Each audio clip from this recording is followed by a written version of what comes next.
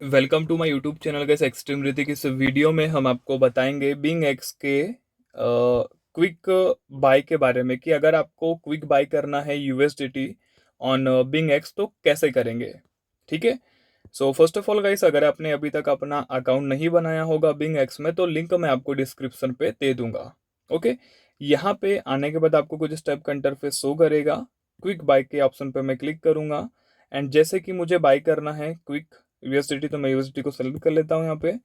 उसके बाद मैं $300 से बाई करना चाहता हूँ यूएसडीटी, तो मैंने अपना यूएसडी में अमाउंट डाल लिया 300 एंड यूएसडी में हो गया मेरा 288। ठीक है। देन बाय नाउ पे मैं क्लिक करूँगा। अब यहाँ पे आपको क्रेडिट डेबिट कार्ड का ऑप्शन मिलता है, P2P का ऑप्शन मिलता है, गूगल पे का मिलता है, तो मैं गूगल पे का यूज़ करना चाहता हूँ।